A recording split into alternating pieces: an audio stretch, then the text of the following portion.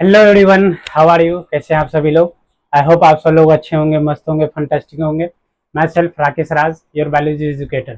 Friends, आज हम बात करने वाले हैं फाइलम पॉलीफेरा के बारे में। जी हाँ, कल हम एक्चुअली बात किए थे क्या, क्लासिफिकेशन ऑफ एनिमल्स के बारे में। मतलब एनिमल को किस किस तरह से क्लासीफाई किया गया, हम कल वो देख चुके हैं ऑलरेडी और हमारे दिमाग में वो फिट हो चुका है।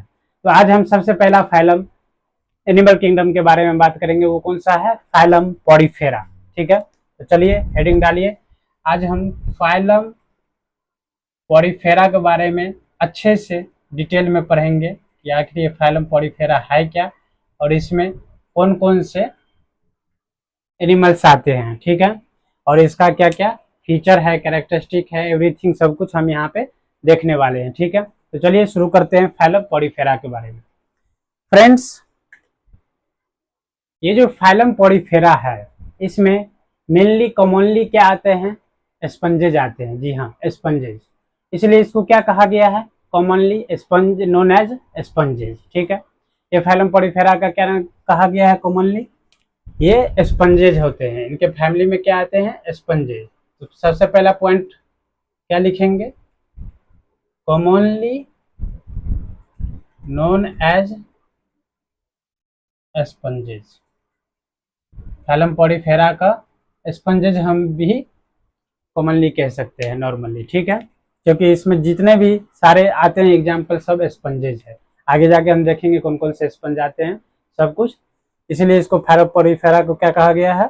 स्पंजेज के नाम से भी हम जानते हैं। चलिए आगे इसमें कि आखिर ये पॉलीफेरा का जो एनिमल्स हैं, स्पंजेज जो हैं, आखिर ये कहाँ पाए जाते हैं?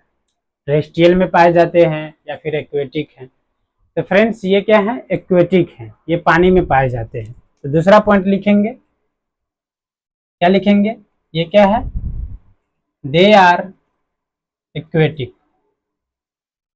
ये क्या है? एक्वेटिक है। वो भी एक्वेटिक में कौन कौन सा? एक्वेटिक में पानी में कौन कौन से आते हैं? एक तो मरीन आते हैं, मरीन एनिमल्स, और दूसरा आते हैं फ्रेश वाटर। फ्रेश वाटर, ठीक है, एक तो मरीन हो गया और ये एक फ्रेश वाटर। ये जो मरीन में जो है, मरीन में जितने स्पंजेस पाए जाते हैं वो क्या होते हैं? मोस्टली पाए जाते हैं। मोस्टली स्पंजेस कहाँ पाए जाते हैं? मरीन में। और ये है क्या? Rare, few. रेयर नहीं लिखेंगे, क्या लिखेंगे? फ्यू। फ्यू स्पंजेस कहाँ पाए जाते हैं? फ्रेश वाटर में। आपके एनसीईआरटी में एक एग्जाम्पल दे रखा है, वो कौन सा एग्जाम्पल दे रखा है फ्रेश वाटर का? कोई बहुत बताएगा? स्पंजीला। स्पंजीला जो होता है वो क्या है? फ्रेश वाटर स्पंज है, इसलिए इसको, ये फ्रेश वाटर में पाया जाता है, इसलिए इसको क्या नाम दे दिया गया है? Fresh water sponge. Fresh water sponge कहते हैं। ठीक है, और ये मरीन में आपके एनसीईआरटी में दो एग्जाम्पल दे रखे हैं, कौन कौन से? एक तो आपके दे रखे हैं साइकन, जिसका दूसरा नाम, एक और नाम है क्या? सीफा भी बोलते हैं। और उसके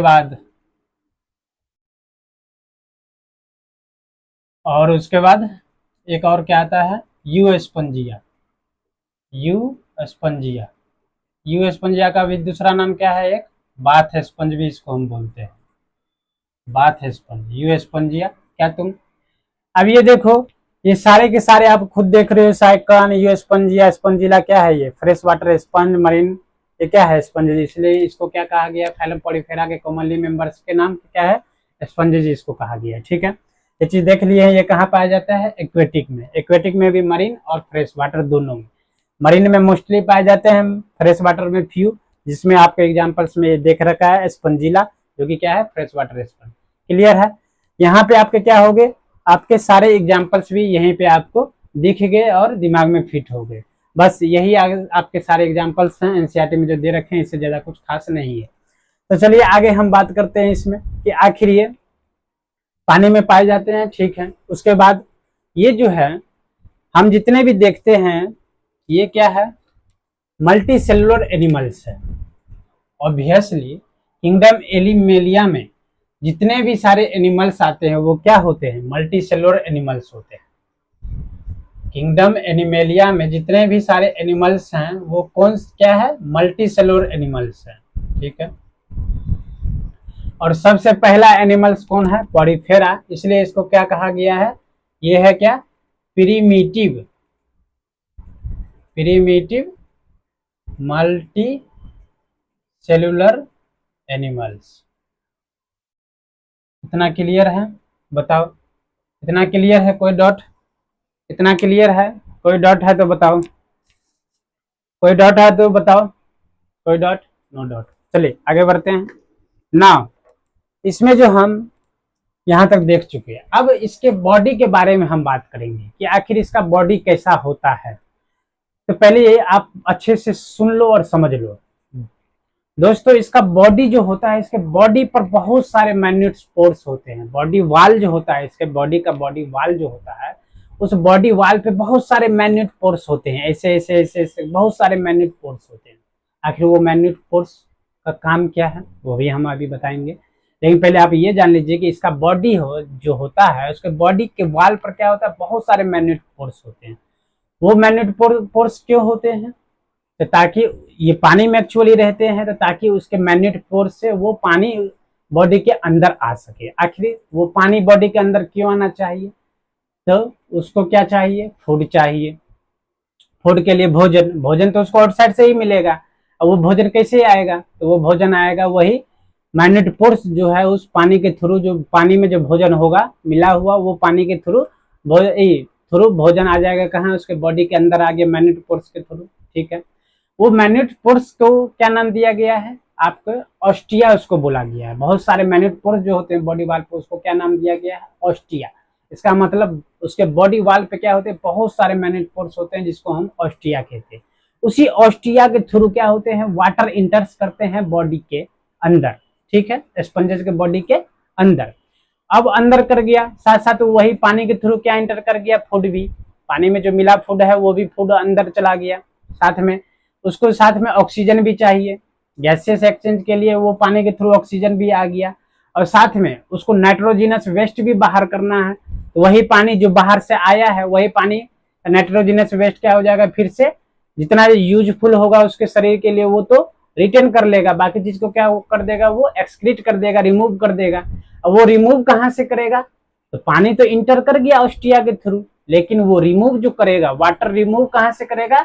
वो ऑस्कुलम पोर्स से करेगा। एक और पोर्स होते हैं, वो क्या होते हैं? बहुत बड़ा, तो वो थोड़ा बड़ा होते हैं पोर्स। उसी पोर्स के थ्रू क्या होता है? वो वाटर निकल जाता है, एक्सक्रेटरी मटेरियल, रिमूवल वेस्ट सब बाहर निकल जाता है उसके थ्रू, जो क्या हो जाता है? वो ऑस्कुलम के थ्रू बाहर हो जाता है। ठीक है, पानी सब इंटर कर गया ऑस्टिया के थ्रू, और वही ऑस्कुलम के थ्रू क्या हो गया? बाहर चला गया। जो बॉडी को जरूरत थी न्यूट्रिशन के लिए, गैसेस ऑक्सीजन चाहिए था, नाइट्रोजनस वेस्ट सब क्या कर दिया? उसको बाहर निकाल दिया ऑस्कुलम के थ्रू। ठीक है, तो हम अब क्या लिखेंगे?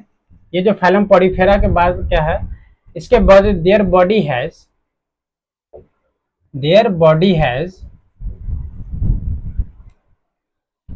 Their body has large central cavity, large central cavity.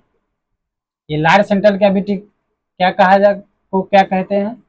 Called spongy seal, spongy seal. आखिर ये इसको बॉडी, आप देखो वो जितने भी सारे पानी आते हैं अंदर, वो एक कैविटी के अंदर आते हैं, जो कहाँ आते हैं? जिसको क्या नाम दे दिया गया? Spongy seal. ठीक है, ये याद रहेगा, ये याद रहेगा, स्पंजी सील। ठीक है, कहीं कोई डॉट है? नहीं ना? हाँ, कहीं कोई डॉट है तो बोलो। स्पंजी सील इसको बोला गया है। ठीक है ना? ठीक है, स्पंजी सील। अब उसके बॉडी के पास क्या है? Large central cavity, spongy seal. इसी स्पंजी सील कैविटी में वो क्या होते हैं? वाटर सब क्या होते हैं वहां पे? मौजूद होते हैं। फूड सब गैदरिंग होता है वहां पे, क्या कहते हैं? रिस्पिरेटरी एक्सचेंज होता है, और रिमूवल ऑफ क्या होता है? वेस्ट होता है। ठीक है, यहीं से सब कुछ यहीं पे होता है। और साथ में, और साथ ही क्या होता है? इसके पास एक वाटर ट्रांसपोर्ट सिस्टम। साथ में क्या होता है? body has large central cavity, a spongy seal, as well as large as well as water transport system, water transport system होते हैं, वाटर ट्रांसपोर्ट सिस्टम कह लो, या फिर इसी को क्या कहा गया है, कैनाल सिस्टम भी कह लो, कैनाल सिस्टम भी कह लो। इस वाटर ट्रांसपोर्ट सिस्टम में क्या होता है, हम अभी बताए हैं आपको, क्या होता है इसमें, वाटर से इंटर करता है, water enters through minute pores, जिसको हम क्या नाम दिए हैं, ऑस्टिया, इसको क्या कहा जाता है, ostia. Water enters through minute pores, जिसको क्या कहा गया है, ऑस्टिया। एंड और क्या होता है, ये ऑस्टिया के थ्रू ये वाटर अंदर आता है, और उसके बाद क्या हो जाता है, एंड रिमूव थ्रू ऑस्कुलम, ठीक है, इतना क्लियर है, बताओ। एंड वाटर इंटर कर गया ऑस्टिया के थ्रू, और ये उसके बाद कहाँ चला जाता है, ये बाहर, रिमूव की जगह इससे बेस्ट लैंग्वेज होगा गोज आउट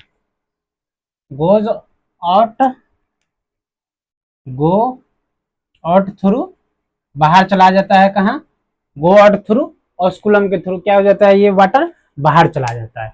अब यहाँ पे देखो, ये वाटर ट्रांसपोर्ट सिस्टम का आखिर काम क्या है, अभी बताया कि इसी वाटर के थ्रू क्या वो कर लेता है अपना, इसी वाटर के थ्रू क्या ये करता है, कोई बताओ, इसी वाटर के थ्रू ये क्या करता है, ये वाटर ट्रांसपोर्ट सिस्टम जो है किसमें हेल्प करता है, ये हेल्प्स इन न्यूट्रिशन, ब्रैकेट में लिख दो, फूड गैदरिंग में, ठीक है। उसके बाद रिस्पायरेशन में भी हेल्प करता है, रिस्पायरेशन में, एंड साथ ही में helps in nutrition, respiration and excretion में भी क्या करता है, ये हेल्प करता है, रिमूवल ऑफ वेस्ट में भी, ठीक है। इसी के थ्रू, यही ट्रांसपोर्ट सिस्टम के थ्रू इसका सब कुछ होता है, न्यूट्रिशन भी मिलता है इसको, रिस्पायरेशन गैसेस एक्सचेंज भी कर लेता है, और एक्सक्रेशन क्या करता है, रिमूवल ऑफ वेस्ट भी कर लेता है, ठीक है, वेस्ट भी रिमूव कर लेता है, ठीक है। इतना सब चीज क्लियर है, बताओ, कहीं कोई डाउट है तो बोलो, फ्रेंड्स एक और बारे में हम बात करने वाले हैं इसके, water transport system, canal system, ठीक है। ये जो आपका स्पंज सील है, ये जो large central cavity sponge seal है, और ये क्या है आपका वाटर ट्रांसपोर्ट सिस्टम, ये कैनाल सिस्टम जो है, दोनों क्या होते हैं जानते हैं, ये दोनों लैंड होते हैं किससे, एक सेल से, एक स्पेशल सेल से लैंड होते हैं। वो लैंड मतलब, लैंड कहने का मतलब है वो पूरा उसके वॉल पे क्या होता है, वो एक सेल भी बिछा हुआ होता है एक चादर की तरह, लैंड बाय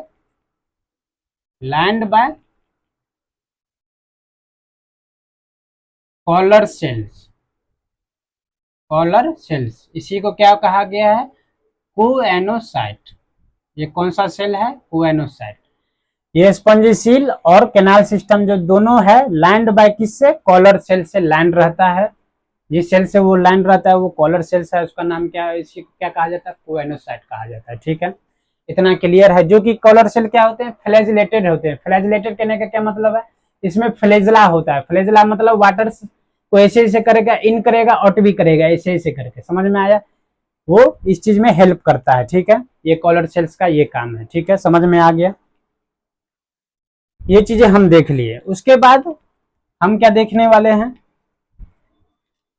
उसके बाद हम देखने वाले हैं, आप यहाँ पे देख लो कि ये जो यहाँ पर जो ये डाइजेशन, न्यूट्रिशन मतलब क्या, डाइजेशन, रिस्पायरेशन एंड एक्सक्रेशन, यहाँ पे डाइजेशन जो होगा वो कैसा डाइजेशन होगा, ये डाइजेशन जो यहाँ पे होगा कैसा, इंट्रासेल्युलर या एक्स्ट्रा सेल्युलर। तो यहाँ पे डाइजेशन सब सेल के अंदर हो रहा है, तो ये क्या होगा, इंट्रासेल्युलर डाइजेशन होगा। डाइजेशन कैसा होगा, इंट्रासेलुलर होगा। इतना क्लियर है, इतना क्लियर है तो बताओ आगे बढ़े, आगे बढ़े, चलो आगे बढ़ते हैं। इतना सब कुछ पहले राइट डाउन कर लो आप, ठीक है। कहीं कोई डाउट है तो आप पूछो, ठीक है। बहुत अच्छे से मैं समझा रहा हूँ, बता रहा हूँ। फाइलम पॉडीफेरा है, इसको कॉमनली इसको क्या कहा जाता है, स्पंजेस मेंबर्स है इसमें। ये एक्वेटिक है, मरीन है, साथ में फ्रेश वाटर भी है।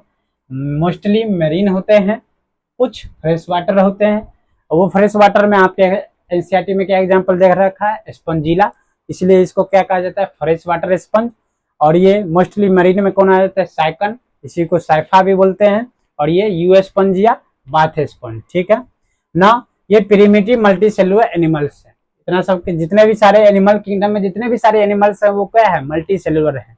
क्योंकि कल ही हम पढ़े थे इसका body level of organization Porifera का क्या है, क्या है, सेलुलर लेवल ऑफ ऑर्गेनाइजेशन है, याद है, सेलुलर लेवल, यस।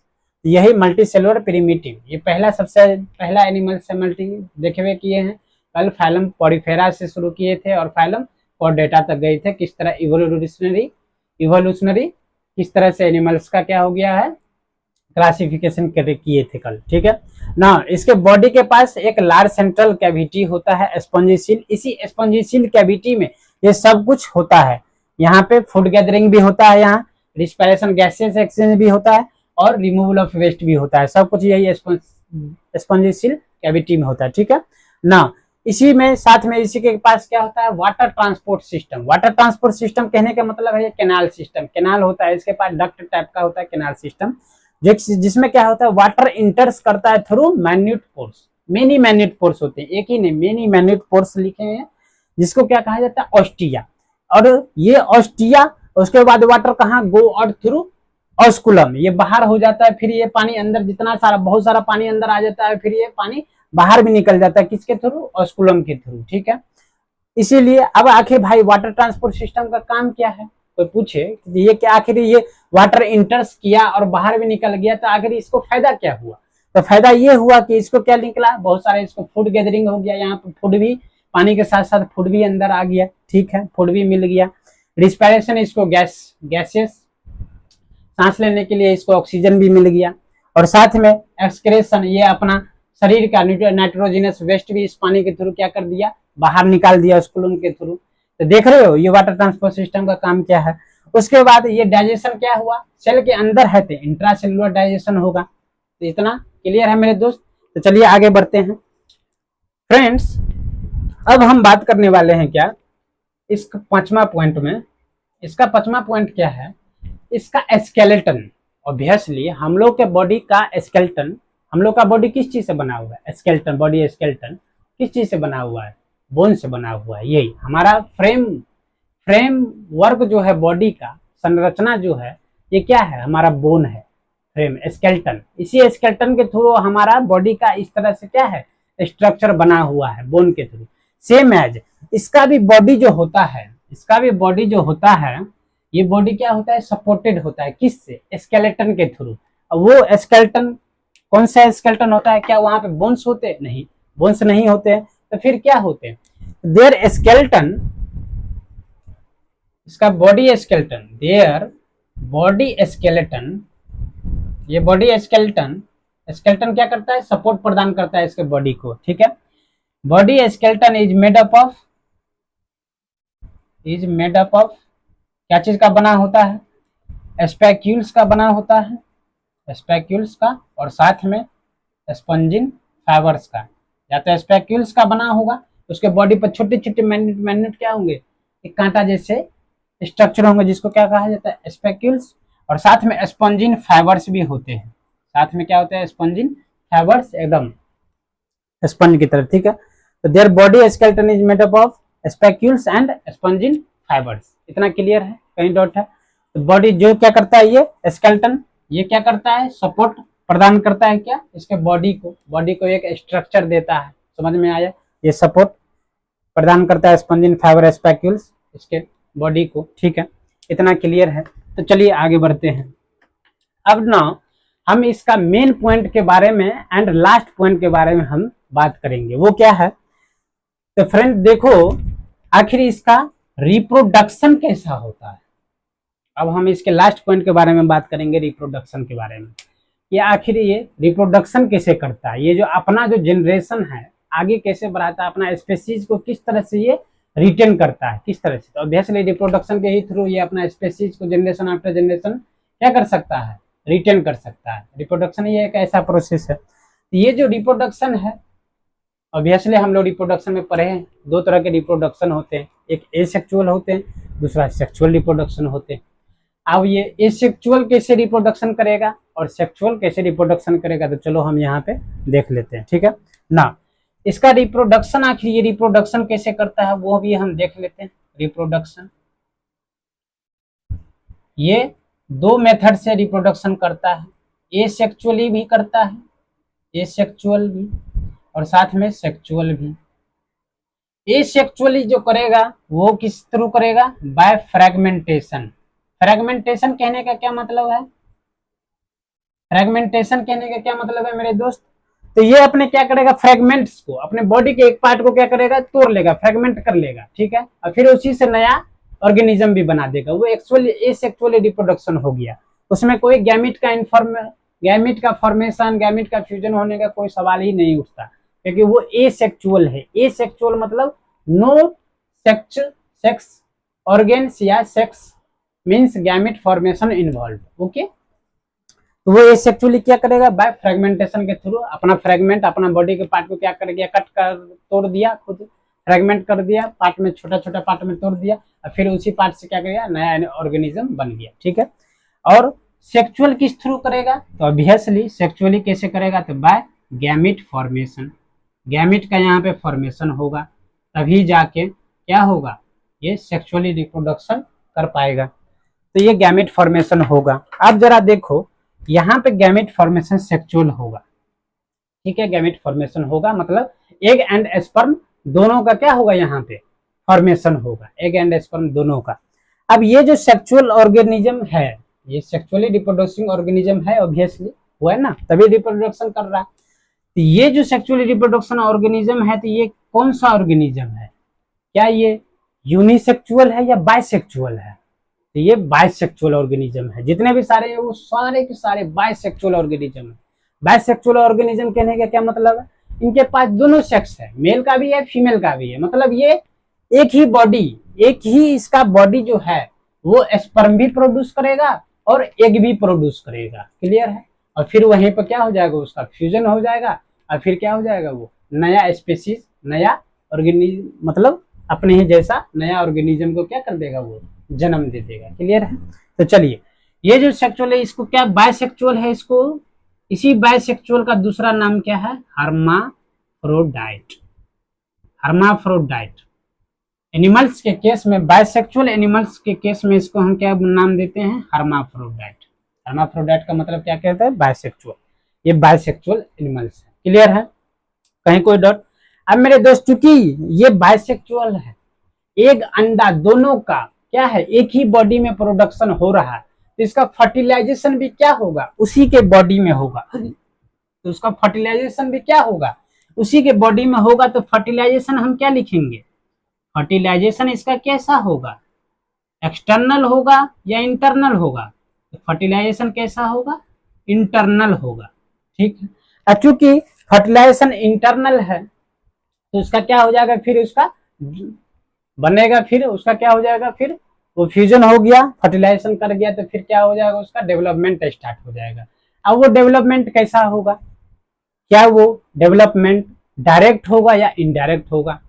इनडायरेक्ट कहने का मतलब है डेवलपमेंट पहले वो लार्वा बनेगा, फिर जाके लार्वा से वो एडल्ट बनेगा। और डायरेक्ट कहने का मतलब है कि जैसा वो था खुद वैसा ही डायरेक्ट जन्म दे दिया, तो उसको हम डायरेक्ट डेवलपमेंट बोलेंगे।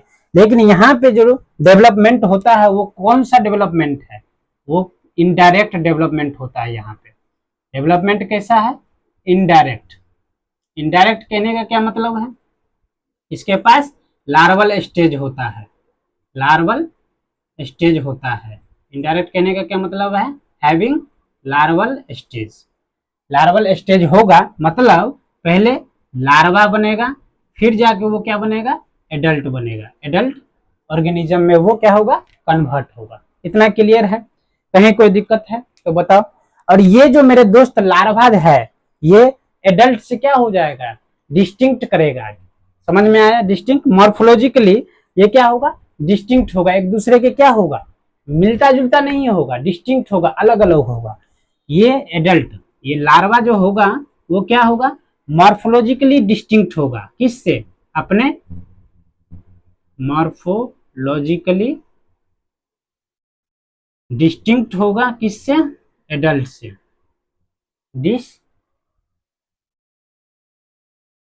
डिस्टिंक्ट होगा फ्रॉम एडल्ट। ठीक है, यही था मेरे दोस्त आपका ये पूरा का पूरा समरी किसका, फाइलम पॉरीफेरा का। आई होप आप लोग को बहुत अच्छे से समझ आ गया होगा। मैंने सारा का सारा एनसीईआरटी का ए टू जेड पॉइंट मैंने आपको बहुत ही इजी वे में बताया है। आप खुद देख लो कि एक बोर्ड में जितना, बस इतना ही है, फाइलम पॉरीफेरा के बारे में आपके एनसीईआरटी में जिक्र किया गया है। और हमें भी इतना ही दिमाग में अच्छे से रखना है कि भाई कॉलर सेल्स क्या होते हैं। तो ये क्या, कॉलर सेल्स का काम क्या है, ये स्पंजिसील और कैनाल सिस्टम को क्या करता है, इसके बॉडी वाल क्या करता है, इसको लाइनिंग किया रहता है, लाइन बाय कॉलर सेल, जो कि क्या होते हैं, फ्लैजिलेटेड होते हैं। उसी फ्लैजिला के थ्रू वाटर्स इंटर्स करता है, थ्रू मैग्नेट पोर्स के थ्रू ऐसे हेल्पिंग करता है उसको, ऐसे ऐसे करके मूवमेंट के लिए, और फिर बाहर भी उसको इसी फ्लैजिलर सेल्स के थ्रू होता है, ये बाहर भी जाता है उसको। समझ में आया? हवा की तरह इसको, जिस तरह हवा हमें लगता है हवा तो किस तरह से बाले ऐसे उड़ जाता है, सेम एज ये हवा क्या काम करती है, सिलिया भी इसको इस तरह से ऐसे करके करता है, अंदर भी करता है और बाहर भी करता है। ठीक है, समझ में आया? ये ऑस्टिया ऑस्कुलम सबको समझ में आ गया। वाटर ट्रांसपोर्ट सिस्टम, ये कैनाल सिस्टम कहाँ पाया जाता है, डायरेक्ट पूछेगा, फाइलम पॉरीफेरा में। समझ में आया? उसके बाद पूछेगा ये स्पॉन्जिसील, इसके लार्ज सेंट्रल कैविटी को क्या कहा जाता है, स्पॉन्जिसील कहा जाता है, वो कहाँ पाया जाता है। तो स्पंजिसील, स्पंज से याद रख लेना, स्पंज किसको कहते हैं, फाइलम पॉरीफेरा को। समझ में आया? क्लियर है? तो नाम से ही सब कुछ क्लियर है, यहाँ पर रटने की कोई जरूरत नहीं पड़ेगी। मैं ऑलरेडी बोल चुका हूँ, आपको बायोलॉजी ना ही रटना है ना ही पढ़ना है, आपको डायरेक्ट बायोलॉजी पीना है।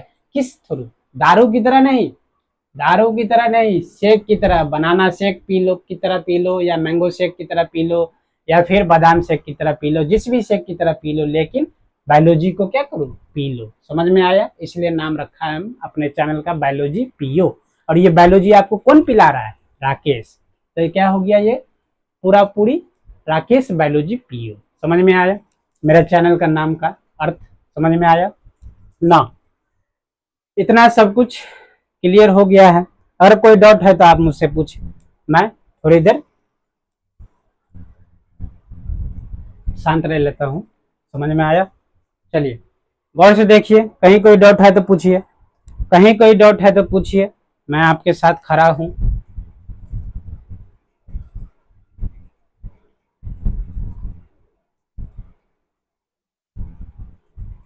कहीं कोई डाउट है तो पूछिए, कहीं कोई doubt, any doubt, no doubt. तो अब हम अगर यू कह दे, क्या एक बात रह गई है कि मैं एक बात यहाँ पे कह दूं कि ये जो कोएनोसाइट है, कॉलर सेल्स हो, ये सिर्फ वो सिर्फ कहाँ पाया जाएगा, पॉरीफेरा में। तो क्या मैं ये कह दूं कि ये इसका क्या है, यूनिक फीचर है, यूनिक फीचर है। समझ में आया? कोएनोसाइट कॉलर सेल क्या है, ये यूनिक फीचर है। Same as water transport system and large central cavity spongocoel, ये भी क्या है, इसका कैरेक्टरिस्टिक फीचर है। समझ में आया? क्या मैं इसको ये कह दूं कि ये क्या है, स्पंजिसील एंड वाटर कैनाल सिस्टम, ये क्या है, इसका कैरेक्टरिस्टिक फीचर है। अपना लिख लेना, यहाँ पे जगह की कमी है, आप यहाँ पे लिख लेना। ठीक है, बस यही था हमारा फाइलम पॉरीफेरा। आई होप आप सब लोग को बहुत ही अच्छे से समझ आ गया होगा। कहीं कोई डाउट होगा तो आप मुझसे कमेंट सेक्शन में इजीली पूछ सकते हो, मैं आपको रिप्लाई जरूर दूंगा। और अगर कहीं आपको कुछ भी चीज़ की कमी भी लग रही है तो वो भी आप मुझे कमेंट सेक्शन में बताना कि सर ऐसे ऐसे यहाँ पे कोई चीज़ आप कमी कर रहे हो बताने में, या कोई चीज़ डायग्राम वगैरह कुछ भी, कहीं भी अगर आपको डॉट लग रहा हो या कोई भी चीज रह गया होगा, छूट गया होगा, तो आप कमेंट सेक्शन में मुझे इजीली बता सकते हैं, ठीक है। और साथ में मेरे दोस्त, मुझे अगर ये आपका कंटेंट आपको अच्छा लगा हो तो मुझे सपोर्ट करें और मेरे चैनल को सब्सक्राइब करें, लाइक करें और साथ में क्या करें, अपने दोस्तों लोग के साथ शेयर करें, ताकि वो ये नीट 2027 को क्या कर सकते हैं, इजीली क्रैक कर सकें। समझ में आया? इजी वे में क्रैक करें, वो बायोलॉजी के थ्रू 360 में 360 लाएंगे, ये श्योर है। बस मेरे साथ बने रहें अप टू 2027। क्लियर है? कोई doubt? Thank you so much, I love you all, bye bye.